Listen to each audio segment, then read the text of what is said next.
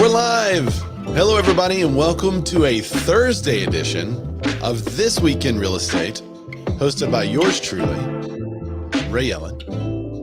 I'm a bearded man in real estate, and we're a day late. But if you watched last week's show, you knew it was planned. So we had the RealX conference yesterday, so we are going live today.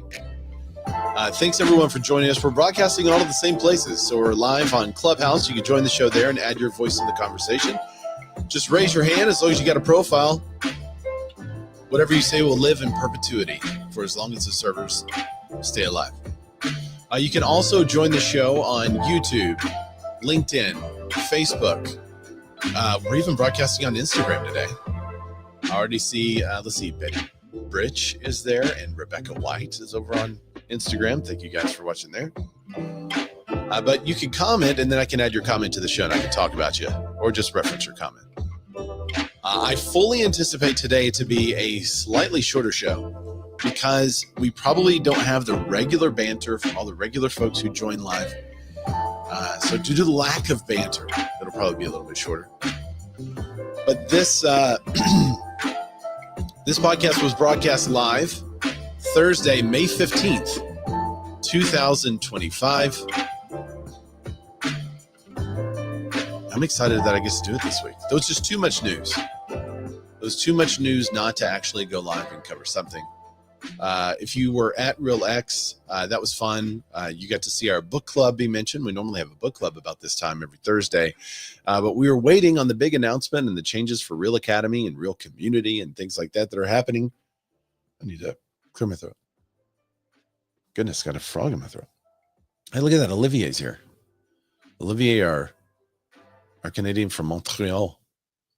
Let's roll, he says. What's up? Thanks for joining, Olivier. All right, without further ado, let's just jump right in. We're going to jump right into the show. Ryan Serhant likens Compass to Barnes & Noble. Ooh, citing their listing book. As far as roast goes, it's a terrible roast. As a matter of fact, I used to love going to Barnes & Noble. When I was in college, I actually trained myself to study around the noise of a coffee shop, because we would go to Barnes & Noble and take one of those, they had these big corner tables, and we would just take over. Several of us would go, and we would study for like 4 or 5, 6 hours and just have coffee from Starbucks. And if we got too tired of doing what we were doing, we'd go sit in one of those big comfy chairs and just read something random or look through a magazine or do whatever we wanted to. And then we would come back to the table and just study. And I loved hanging out at Barnes & Noble. There were a couple of other smaller coffee shops too that we would hang out at, but they didn't really have the atmosphere that Barnes & Noble did. So it's interesting that Ryan is choosing the words Barnes & Noble to me, because that was such a staple for such a long time. But I guess he's trying to say that they're going out. Is that what he's saying? Like nobody goes to Barnes & Noble anymore? We still have one here, and we'll still go. All right. He said Serhant founder pushed back against the brokerage's own narrative as a forward-thinking firm on the cutting edge of new technology by saying Compass is banking on the real estate model of yesterday. Brian Hershey said, oh, heck yeah, we're back. We are back. We are so back. Thanks, man. All Marblehead. What's up, sir? That's Jack, for those of you who don't know. He said, just trying to be relevant. Yeah. I mean, he's saying that the comments were made during the Real Deal's New York City showcase and forum. But you have to know, like if you're Serhant, whatever you say is going to be magnified. He said, Compass's goal is to break everything and own the pieces. Serhant said on Wednesday, they're not building Amazon, they're building Barnes & Noble. And that story has already been told. I mean, all right. So for those of you that are like, whoa, why is Serhant going after Compass? If you have no idea and have been hiding under the rock, Compass has been the ire of the industry in the last, 3 or 4 weeks? No, probably longer than that. I would probably say 2 months. You know, first they said, hey, we're doing a private listing network. Then the local MLS there bans them. So now they're suing the local MLS for banning them for doing the private listing network that is allowed by NAR, having office exclusives. They're just opening up all those office exclusives to all their agents around the country. Then Compass has always said that they are against the clear cooperation because they want to be able to not only hold an office exclusive, but they want to be able to share that office exclusive with other agents. So for me, and maybe I just have a limited capacity in the brain to understand what these big highfalutin luxury agents know. But for me, I'm thinking as a Serhant agent, I would love to know what Compass's office exclusives are because they do a lot of luxury. I do a lot of luxury. Maybe Serhant doesn't do the lower level of luxury. Maybe they're only such in the upper echelons. But I would think that the Serhant agents would want to know what Compass is doing. And that's kind of what Compass has been saying. Like, hey, we want to have these private listings. These sellers don't want their stuff on the MLS. So we're going to put them in these listing books. And they came out last week or 2 weeks ago saying that, hey guys, we're going to have print books in our offices. And if you want to know what is in our private listing network, you could always go and review the book. And it's open to all agents at all brokerages. And as a response, Serhant says they're like a Barnes and Noble. I just don't see it as, I think what they're trying to do is work together with other agents using the rules that have been provided them. And I don't think it's Compass that's trying to break everything and own the pieces. I think that's what NAR has done. And I don't think you can blame Compass for using the tools they've been given. I think it's ridiculous for an agency to look at all of those tools and just decide to not use them. Like, here are the tools we're going to use. We're not going to use any of these other tools. When you could really offer something that a lot of people aren't taking advantage of. I mean, I don't understand. Like, why wouldn't Serhant also do this? Why wouldn't the agency also do this? Is it a work? Maybe, but I mean, they got enough money. They could do this no problem. The books will be updating weekly, by the way. That was one of our questions from last week. The physical books of private listings, we were wondering how often they would be updated. They're going to update weekly, and the digital version will also be updated in real time. How is the digital version going to be distributed? That's a big, like, is you can only do one-on-one, so you can't like get it out there in mass, supposedly. So if there's a digital version that's updated in real time, how would that be accessible to other companies? I don't know. All right, let's go back to the article. Hang on. Let me put that back up here. It's part of their 3-phase marketing strategy, which also includes properties coming soon. During a second phase, entering the properties into the local MLS and servicing local MLS listing service during phase 3. Serhant seemed to agree with Compass, the general attitude that brokerages should resist, quote, third-party vendors that hold our listings and lead flow and business hostage, but found that Compass's approach to be backward-looking model. If you want access to our listings, you have to come together on a physical book in a physical brick-and-mortar office, Serhant said. High-tech, high-touch books, right? It's Barnes and Noble. I mean, they're just, again, I'm seeing is like, it's within the rules and they're just following the rules. I think if they could put it on like some kind of private network for real estate agents to look at, they probably would do that, but they can't do that currently. I don't know a homeowner who would say they want NAR, the MLS, or a portal to tell them how they must market their home, Refkin said. He also asserted the brokerage's moves surrounding the private listing books were not about what Compass wants, but rather about what homeowners want. Homeowners want more choice, not less choice. Yeah, that's what I just said.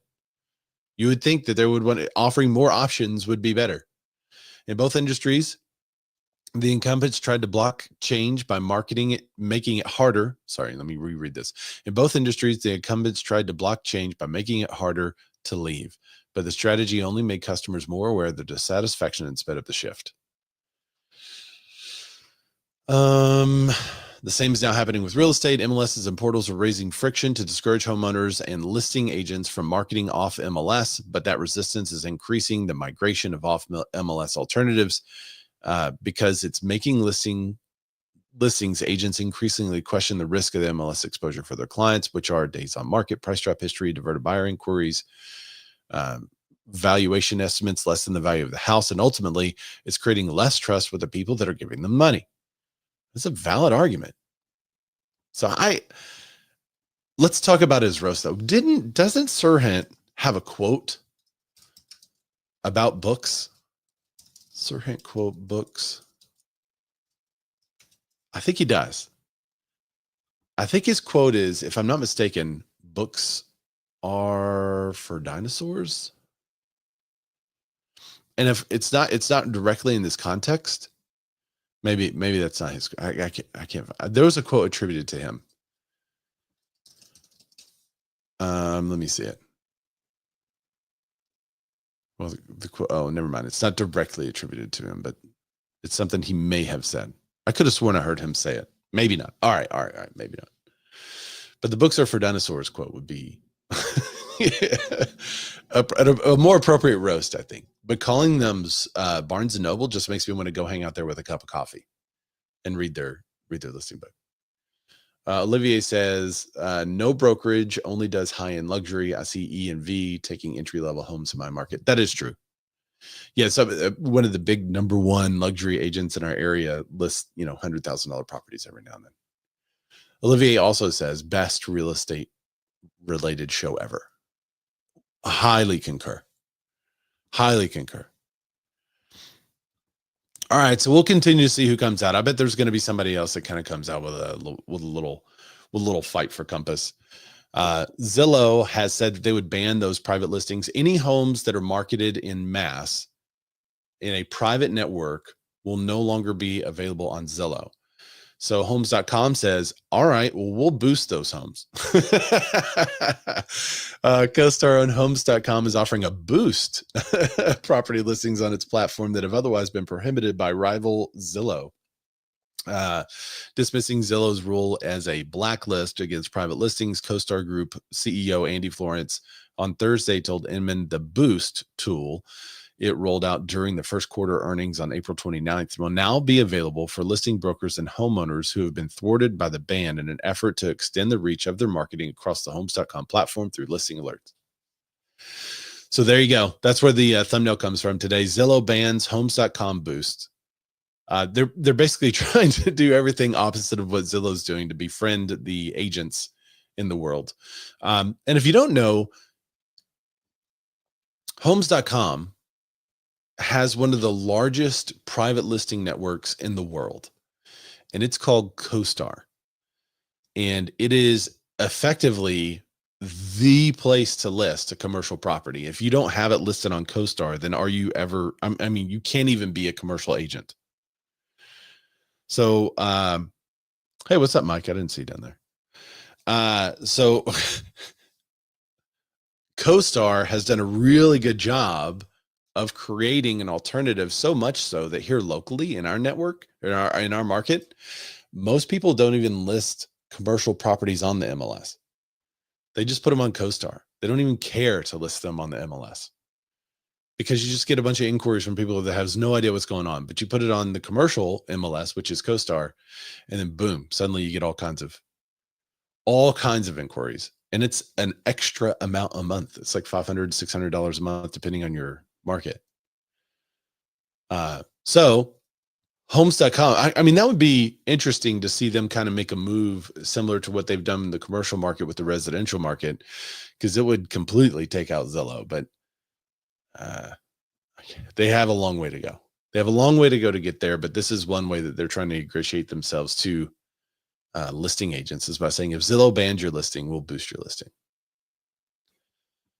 All right, next up, we have a little bit on the legal front coming, and we have some KW news that's real interesting about the lawsuits that they've been involved with. And I think a huge mistake. I think KW just had a huge mistake in a press release. So we'll talk about it. But first, let's get into court. Our ex-CEO accused of embezzlement sues the association ahead of trial. We talked about this when it originally happened, I think in 2023.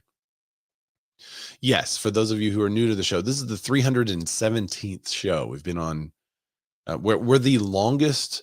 I say we because it's such a community effort. You know, we have like Olivier in the chat now, but normally on Wednesdays when we broadcast live, we have a whole bunch of people talking in Clubhouse, and there's a lot. I mean, this is a we show. But we are either coming up on 7 years or we're older than 7 years. But 315 shows. We used to do them monthly. Then we switched when Dan and I were doing it, we switched to every 2 weeks, and then we switched to weekly. So I've been doing it weekly now for probably 6 years. All right, so ex-CEO accused of embezzlement sues the Association of Head of Trial. This is Michael Mercurio, the former CEO of the Greater San Diego Association of Realtors and San Diego MLS, alleges wrongful termination and a separate suit against him to go in trial.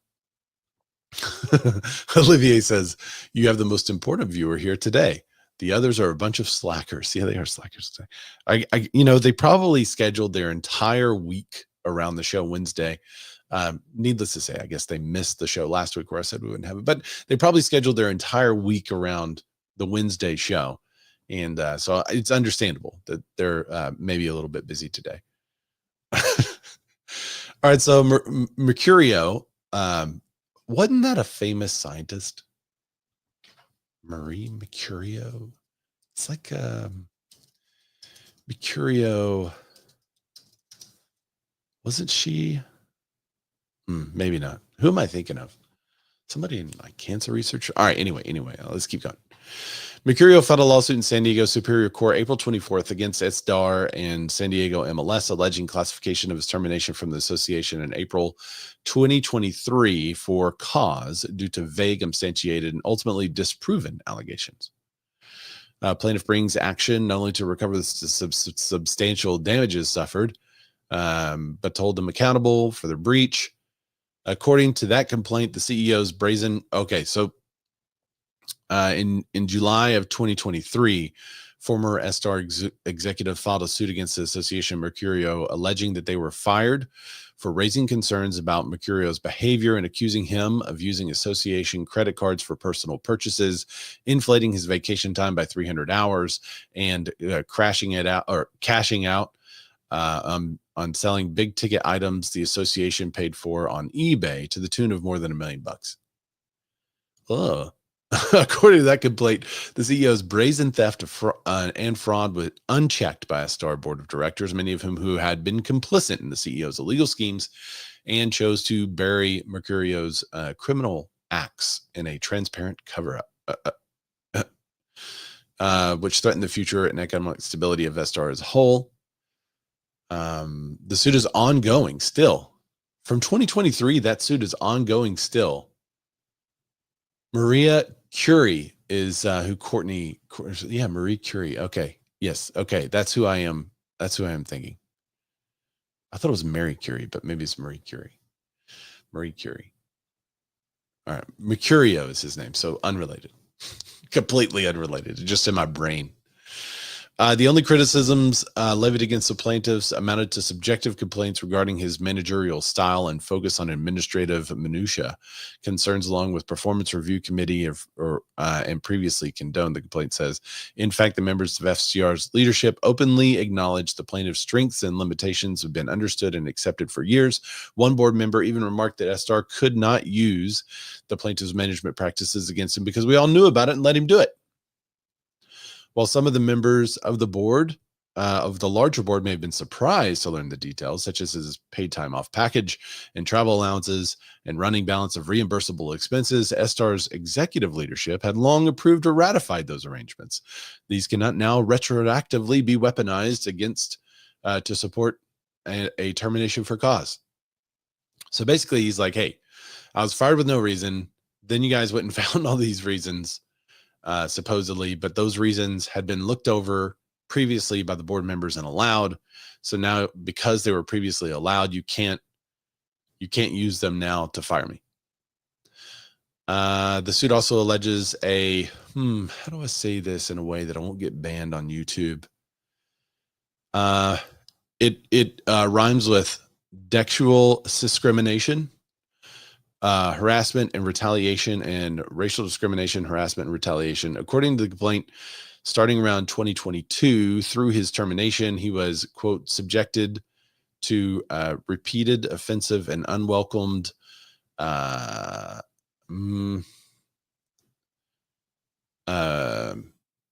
comments of an adult nature and racial comments and conduct by senior members of SDR's board, including then President Chris Anderson. 2022, and Frank Powell, 2023. These alleged comments were graphic and explicit jokes involving all kinds of bad stuff that I can't repeat, but I'll highlight on screen. Demeaning and vile references to individuals with disabilities and performing acts of explicitly charged comments in the workplace. Well, I mean, I can't. It's bad when like it's in the complaint. You can't even read it on the YouTubes. But you know, that's what's happening. So rather than addressing his complaints, defendants retaliated against complainant by marginalizing his authority, falsely accusing him of misconduct, and ultimately terminating him April 30th, 2023. So basically what he was saying is like, hey, you never, oh, there's also Holocaust imagery and anti-Black racist remarks. So basically he's saying you never dealt with these comments, but they're saying, well, we did deal with them by firing you, and that was what the lawsuit was for. But now he's saying, no, you never dealt with those comments. So rather than addressing those complaints, you retaliated by marginalizing my authority and falsely accusing him of misconduct. But if those were misconduct, I mean, is it a false accusation? I guess that's what he's got to prove, is that these accusations are false. He says that they were disproved, but the article on Eminent doesn't go into how they were disproved. It just says that he claims that they were disproved. I don't know. So we'll see what happens over in San Diego. But that's an update on a case that we last covered 2 years ago. It's crazy. All right, we have a little more judge to talk about. This one with Mr. KW. Judge strikes John Davis's request from record, calling it scandalous. So the judge called Davis's demand for arbitration redundant, immaterial, impertinent, and scandalous, but ruled the former CEO made reasonable attempts to arbitrate the case against Keller Williams. So Davis's group is calling this a win. Does this image look like a communist image? Is that the imagery that Inman is going for there? So it's a black and white photo of Gary Keller standing and speaking, and behind him is like a sunburst, and it's like a red and purplish with money signs for the audio listeners. So that's an interesting imagery. 184-page demand for arbitration. And I really wanted to read it, so I clicked on the link, and it's just a 2-page thing saying it's been stricken. But 184-page demand for arbitration filed by John Davis is, quote, redundant, immaterial, impertinent, and scandalous, and will be stricken from the record. A magistrate judge ruled on Thursday in a long-running fraud case between former Keller Williams CEO and Texas-based residential brokerage. The magistrate judge Hall R. Ray Jr. Stopped short of holding Davis in contempt. That's what the Keller Williams agents had requested. I mean,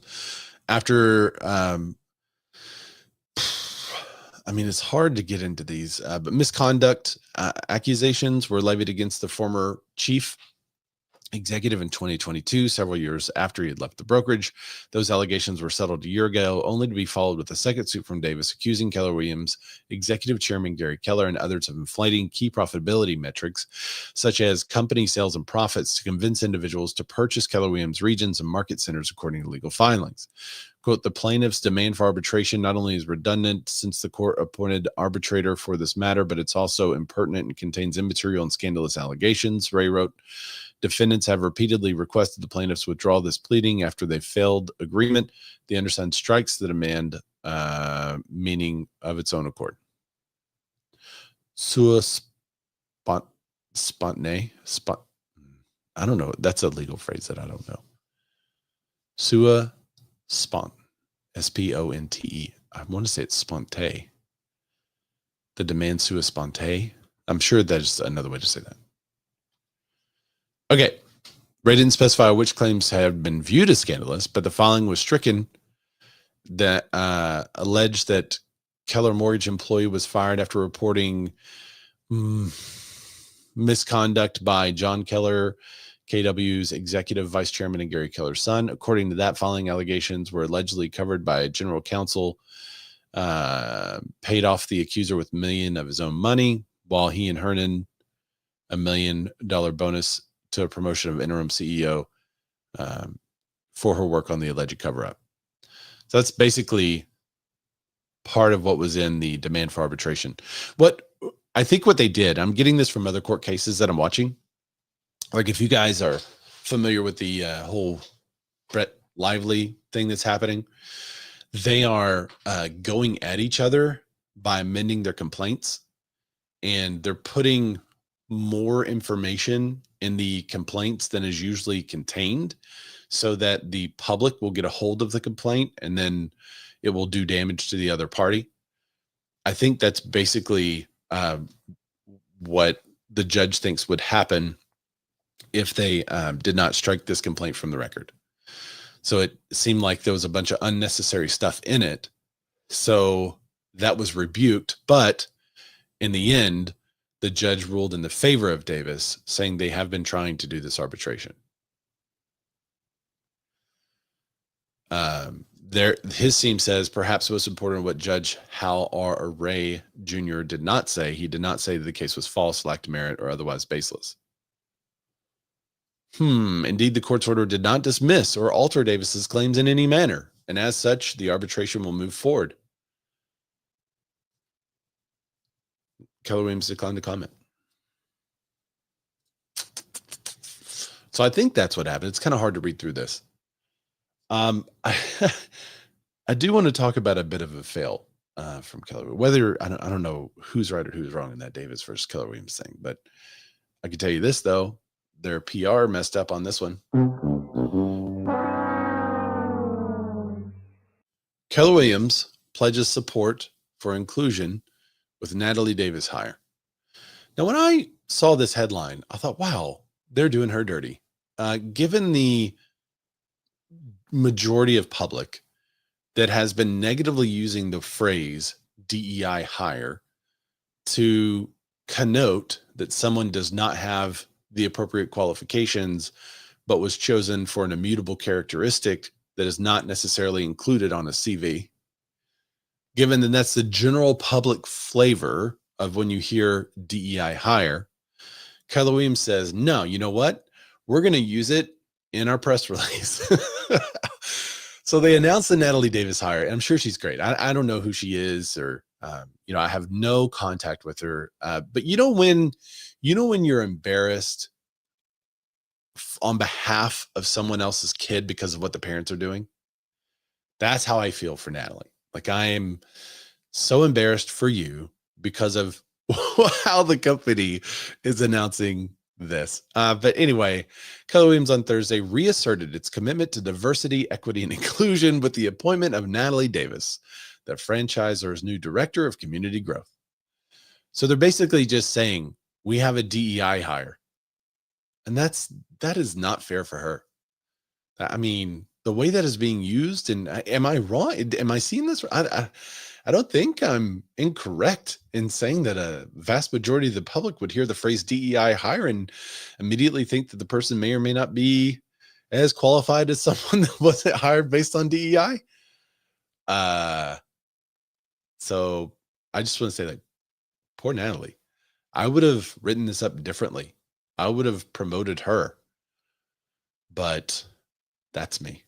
Davis, a veteran broker and business coach, will oversee the franchisors, agent communities, and affinity groups, foster leadership development opportunities for agents, and spearhead inclusivity narratives throughout the KW ecosystem. Now, talking about inclusion in your community would be totally okay, but saying that you basically have a DEI hire, that's not smooth. And maybe, let's say maybe the words given to Inman were exactly like that. You have to be so careful. If you're the PR group at Keller Williams, and oh man, I would be wanting to crawl under my desk. Davis's appointment to the department, which had previously been referred to as inclusion and belonging, comes during a fraught time for diversity, equity, inclusion programs, with President Trump's anti-DEI mission pushing some of the nation's largest public companies and universities to roll back such efforts. Anyway, there she is. I'm sure she's great, but man, That's not the way to announce it. Lower to acquire Movoto, Movoto. Now, for a lot of agents, they're like, oh, yeah, Movoto. That's that company that sends you a lead like once a quarter. I don't pay for any of their leads, but every now and then, like once a quarter, I get a lead from them. I'm like, oh, yeah, they exist. Lower, I've never used. I'm not familiar with them at all. So I'd love to know in the comments if you've used Lower or had clients that use Lower, what was the experience like? But this is on Broke Agent Media. It says Lower to acquire Movoto, expanding its real estate and mortgage ecosystem. So it seems like all the mortgage companies are looking to acquire some kind of third-party portal out there with home listings. You know, you have Rocket and Redfin teaming up.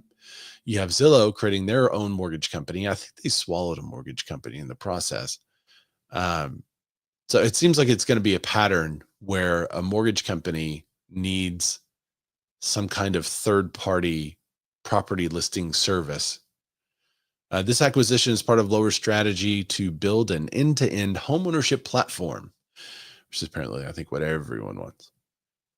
Key leadership changes. John Berkowitz, CEO of Movoto, will join Lower as the president of real estate. Adam Weiner, president of Lower since January 2025 and former president of real estate services at Redfin, will lead technology, marketing, data science, and direct-to-consumer sales. I think we can understand the vision and the landscape and the integration. Okay, we'll keep going. There's another, I mean, this was also on Inman. So there it is. Mortgage lender Lower acquires Movoto. Oh, and the parent Ojo. Yeah, everyone's going into an homeownership platform. That's what everybody wants. All right, so what about the public? How's public feel about real estate? So this is an interesting breakdown of the Gallup April poll on investment perceptions. Real estate came out on top for the 12th consecutive year as the best long-term investment. So this article is on Broke Agent Media. You guys can take this and the screenshots. And if you if you want to look, go to my story on Instagram, Razorback, RAYZORBACK. And I'll put this in my stories, and I chastised the Broke Agent Media team for creating this graph. And it is a who does this? Americans' perceptions of the best long-term investment. You have real estate, which is a yellow dotted line. You have gold, which is a kind of a goldish dashed line. You have stocks and mutual funds, which is a thinner gold, long, solid line. You have savings accounts and CDs, which is a slightly greener version of the gold dashed line. You have bonds, which is the slightly more yellow version of the solid gold line. And then you have cryptocurrency, which is a dark gold line. And if you're listening on the audio, if you're listening on the podcast later, yes, it does look that confusing as what you have just pictured in your head.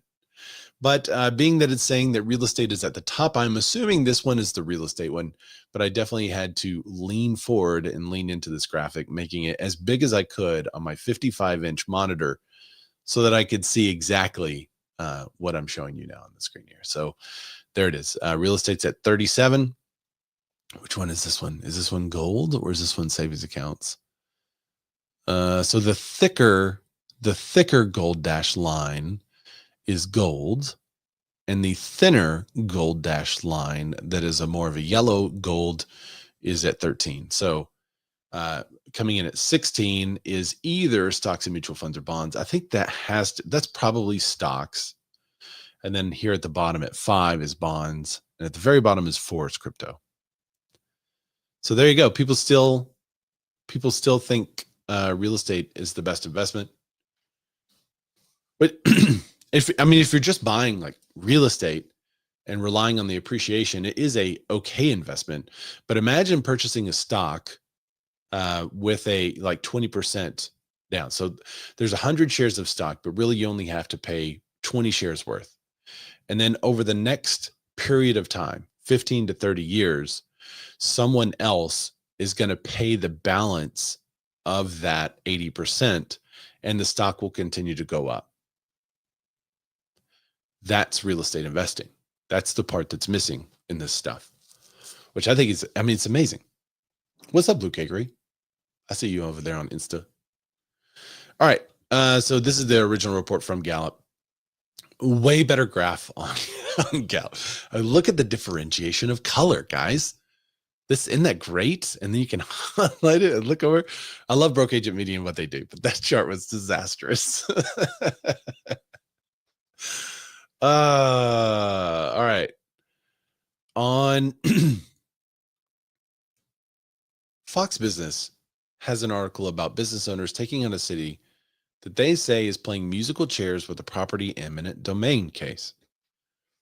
So eminent domain has been all the rage since a court case in 2005. Luke Akery says, "What's up, brother? Real estate is a great investment, not just fully passive." 100%. I have to say, though, our next article, real estate is a great investment as long as you keep the government from taking it from you. In 2005, there's a court case that went all the way to the Supreme Court. And that court case said, I wonder if I can find this court case. The end of that court case said that a city could take a property for eminent domain and give that property over to developers as long as it was for the public good. And the Supreme Court in 2005 said, yeah, that's fine. That can be done. Kelo v. New London. It's 2005. Kelo v. New London. Here's that case. I'll just share this article too. Eminent domain, Kelo, New London, and a pink house. So this was the pink house on it looks like a normal house. It's not as like, I know when I say pink house, the audio listeners are going to think like bright pink and ridiculous. It's not bright pink and ridiculous. It's like a muted pig pink. But it's right in the middle of an area where people want to develop. The home of Susette Kelo stands alone on Fort Trumbull neighborhood of New London, Connecticut. The case about eminent domain, the government's power to take property for public use. For roads, highways, public parks, and things of that nature, Kelo represented a radical expansion of the public use requirement. After Kelo, politicians could take away land from one citizen and give it to another simply because the government believed the second would pay more taxes. What? Whoa, we have a West African joining us. Johnsona. Johnsona, love from Gambia, West Africa. Hey, look at that. Oh, well, we can't help you there. When you know it. The specter of condemnation hangs over the property. Nothing is to prevent the state from replacing a Motel 6 with a Ritz-Carlton, any home with a shopping mall, or any farm with a factory. So this was a big deal. Just because it would be better, quote unquote, for the public because they new person taking over the property would be paying more in taxes. This Kelo case allowed them to take over that property, and it was approved by the Supreme Court, I believe. Unfortunately for Kelo and her neighbors, the town wanted to build things like high-end condos, parking structures to benefit Pfizer, a drug company on the other side of the river. Pfizer had just invented Viagra, was now looking to expand its facility. So the government wanted to settle. So the government wanted Susette Kelo and her neighbors, many of whom were elderly and had never lived anywhere else, to make way, and the city wouldn't take no for an answer. All right, so they went all the way to the Supreme Court. Supreme Court ruled in favor of the city, which is wild. All right, so now, fast forward, we have another case like this. Business owners take on the city and say it's playing musical chairs with the property and eminent domain case. Now, the significance of this one and the result of the Kelo case was that they said if there was blight, then the city could take over that property. So if the property was an eyesore or not, it's down here in the article somewhere. It kind of gives a definition of what this blight is. Let me find it. I'm sorry. Bear with me here. I want to get the right definition of what they call blight. All right. Cities could seize blighted areas defined by Missouri law as insanitary or unsafe conditions, deterioration of site improvements, or other factors that present, quote, economic or social liability. So the blight properties could be seized and then turned into something better, but they would have to be considered blighted. Now, this blighted rule came about indirectly from the Kelo court case, because when that went through, there were a lot of cities and municipalities that were like, hey, we don't really agree with that. So we think you should make it more difficult for the cities and states to have eminent domain. And they just can't take over a property just because it has to be a blighted property. And so this was the rule given in a ton of different areas, and including Missouri. They adopted this as well. So that broad definition can be used to condemn entire neighborhoods, even if individual homes or other properties are in spectacular condition, according to the state. The Institute for Justice argued on behalf of homeowners in the Kelo case, but lost. The proposed development that sparked the legal battle was never built. Isn't that interesting? So Brentwood officials originally declared the stretch of Manchester Road blighted in 2018 after significant flooding problems. The city then launched a multi-million-dollar flood mitigation project and significant improvements to the area to business owners. Yet in 2023, officials approved a $436 million redevelopment deal that required a new blight designation. So basically, this area was a problem. The city goes in, they spend a bunch of money to fix it for the business owners that have these businesses in this area.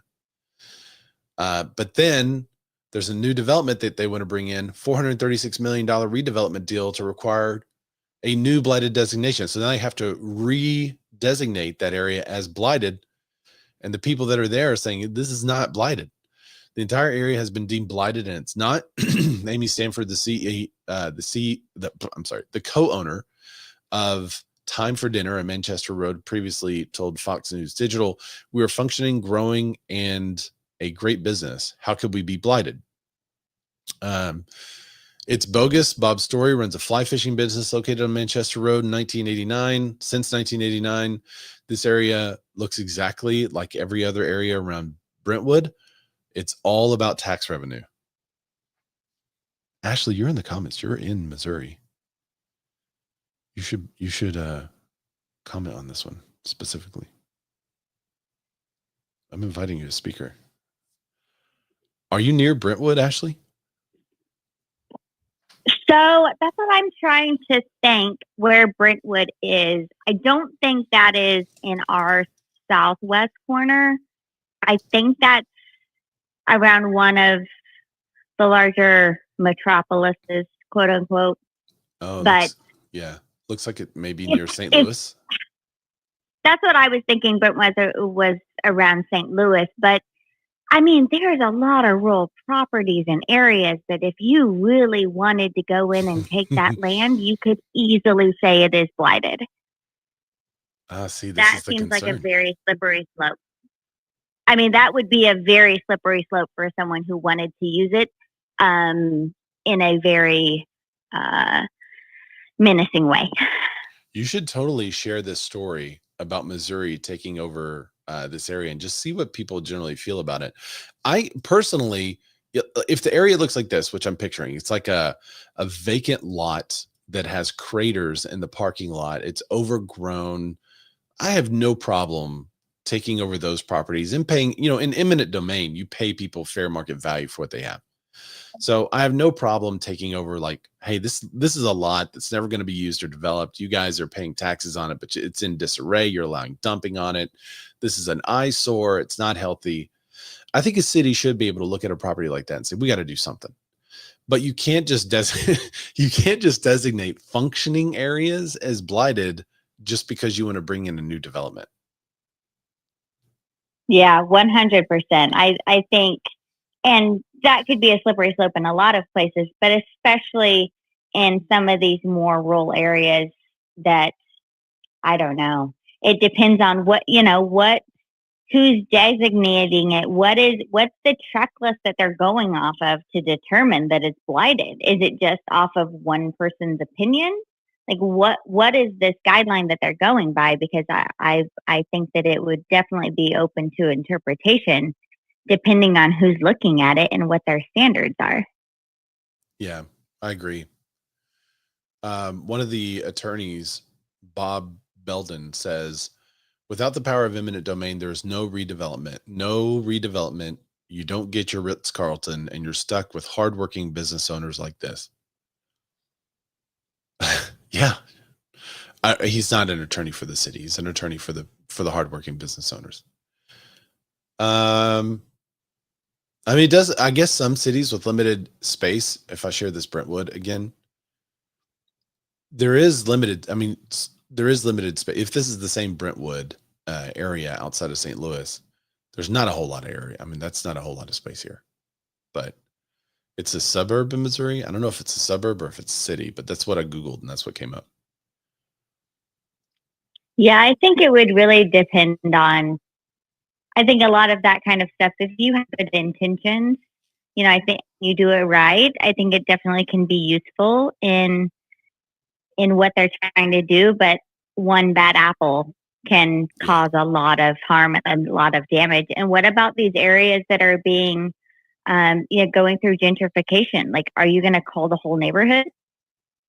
When someone's if a huge piece of the neighborhood is terrible, but someone's going in and one by one trying to build it back up, but the majority is still bad, how are you dealing with that? Yeah, that's a good point.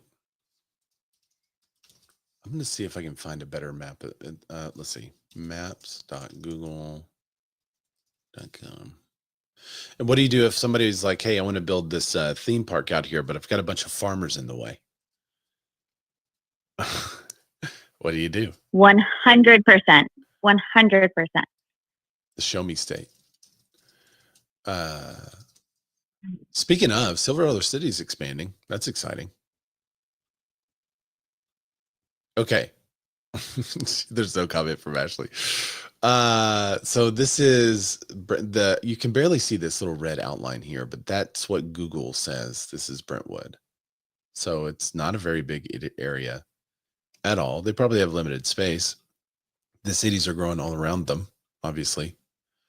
Brentwood is an inner ring suburb of St. Louis, located in St. Louis County, Missouri. Population was 8,233 in 2020. So there you go. We'll see. I mean, eminent domain is a big issue. If I'm an agent out there, I'm definitely sharing this article and I'm asking people what you guys think about eminent domain and asking my people what they think of eminent domain, because there's, I don't know, it's a fascinating topic. I think a lot of people also don't understand that generally homeowners are paid, but they're paid what the city thinks is fair market value of the property. And it may completely ruin businesses if they have to move out of a certain area and they've been there forever. So I don't know, it's a dangerous move. I know of places in Arkansas which have had these promises of gigantic, wonderful developments, and those developments didn't happen. And had you moved people with eminent domain, you would then just have a worse situation. So there would have to be a significant amount of promise anyway. We'll see. We'll see what happens. Keep your eye on it. Let me know if you guys share it. Let me know how well it does for you. I think you get some discussion for sure. All right, let's go to the next article. Record high cost economic unease are stunting this spring's home buying season. We kind of talked about this a little bit last week. Basically, it's all the economic uncertainty, and mortgage rates are still high, over 6%. Additionally, pending home sales were down 3.9% year over year. It's the biggest decline in 3 months. Holiday effect is also pushing down sales. Easter fell into this year's 4-week period, but not last year's comparable period. So Easter, Mother's Day, Is it Labor Day that's next? Yeah, Labor Day is next. It's not Memorial Day, is it? Which one's first? Always get confused. Memorial Day and Labor Day. One the pool opens and the other the pool closes. That's how I remember it. Memorial Day, Ray. Is Memorial Day coming up? Okay. So yeah, Memorial Yes. Day is coming up. And that also has an impact on sales. My sellers asked me this recently. They said, all right, with Memorial Day coming up, what is that going to suppress sales? And I had to tell them, I don't know. Previously, I've had some years where I tried to take off on a Memorial Day and I was so busy showing homes and writing contracts and doing that stuff that I couldn't take off. And then other Memorial Days, I was like, all right, I'm going to be by the phone and be ready just in case. And it was like crickets, nothing happened.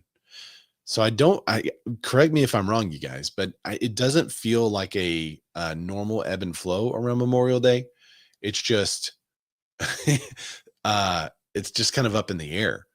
Right now, it feels like the bottom 1/3 of the market. If there's a property that comes on the market that my folks want to see, I'm going to have to go like right then, because if I delay, that thing's going to go fast. But it seems like also in the top 1/3 of the market, the clients I have there, it's moving much slower and stuff can wait. So, but drop in the comments what you guys think, what's happening in your market around Memorial Day and what the general trends are, because I would be fascinated by the differences there. All right. Next up, mortgage demand from homebuyers continues to recover even with higher interest rates. So this article came out yesterday, and everyone say hi to Rachel Reyes Munoz, Munoz. She's the one featured on the sign outside of this house in the stock imagery. Getty image stock imagery. Give her a call. Let her know you saw her if you're a fan. Mortgage demand for long-term listeners, you may remember when we had a guy from the sign on the show.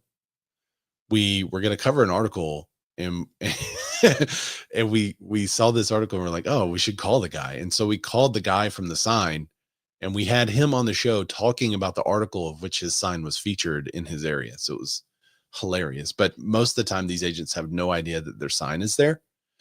And the running joke is I should submit my sign to the news organization so that they can use my sign for all of these. But then knowing my luck, it would be like realtors sued and it would show my sign. It's like, no, I'm not going to submit my sign. All right. So mortgage demand from homebuyers rose for the second straight week, suggesting that potential buyers are now more enticed by the increasing supply of houses for sale, where they are dissuaded by the recent economic uncertainty and concern over tariffs. Mortgage application volume rose 1.1% last week compared with the previous week, according to the Mortgage Bankers Association seasonally adjusted index. Applications to purchase a mortgage rose 2% for the week and were 18% higher than they were a year ago. That's the second straight week of gain after demand fell sharply through most of April. The homes that Americans are buying are older than ever. This makes sense as construction on new homes don't keep up with current demand. It's just a factor of numbers. So I don't really think this is a article worth writing. We're going to cover it. It's here, but the typical home bought in the U.S. hit a record age of 36 years in 2024. That's up from 27 years in 2012. All right. Well, what's the difference in 36 and 27? Somebody want to do that math? I think it's 9. What's the difference in 2024? Is this last year? Hang on. When was the data? The data was last year. So we're looking at last year's data. What's the difference in 2024 and 2012? That's 12 years. So over a time period of 12 years, the age of home on average only increased 9 years. Does anyone else see this? Like, this is one of those things where people come out like for clear cooperation policy because they think it goes against broker exclusives. That's the feeling I have when I look at stuff like this. This is just numbers. Buyers pay less for older homes over 30 years old and more for newer homes that are 5 years old, and that gap is shrinking. That's because of the lack of supply.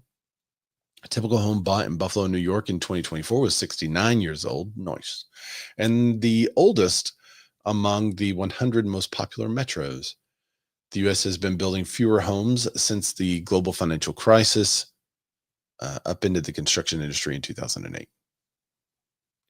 Median age of sold U.S. homes rises to 36 years old.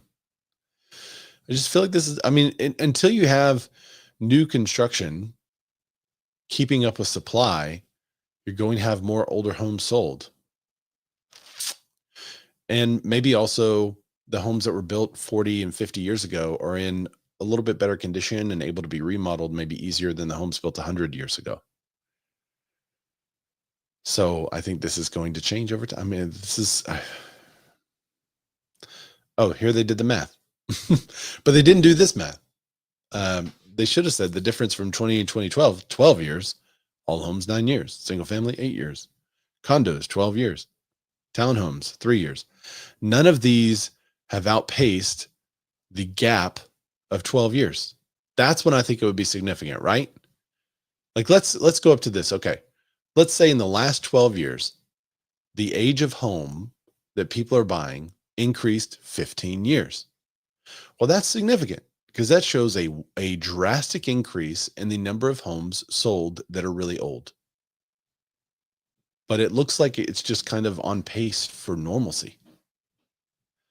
So I just, call me crazy. I don't know. Demand for vacation homes drops to the lowest levels since 2018. And due to last week, every time I read this, I thought it said Vatican homes. Demand for Vatican homes because all the Pope news. Demand for second homes fell to a 6-year low in 2024. I mean, this would be the time to buy, right? When demand is super low for vacation homes, that's generally when you want to purchase them because you have less competition and homes tend to price themselves a little bit better. They're going to maintain the gains that they had for sure, but I think they're going to be more in line with normal pricing.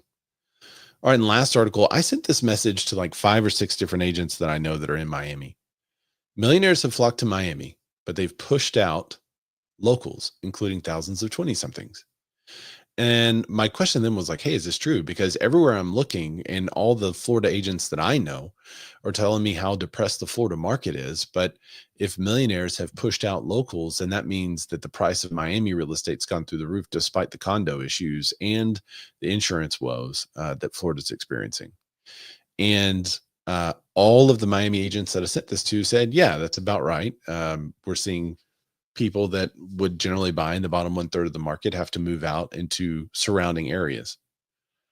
So it's the good old story of gentrification with Miami. But then it has, all right, it's got anecdotes in there. I just want to skip the anecdotes. Millionaires flock to Miami. While younger working class residents are moving out of Miami, the city share of millionaires surged by 94% from 2014 to 2024. Just under 39,000 people, according to the 4th annual 25 World's Wealthiest Cities report released last month by the investment consulting firm Henley and Partners. The city also boasts 180 centimillionaires, those with a net worth of over $100 million or more, and 17 billionaires, earning the coastal metro's 34th spot on Henley and Partners list of the top 50 cities for millionaires, just ahead of Madrid.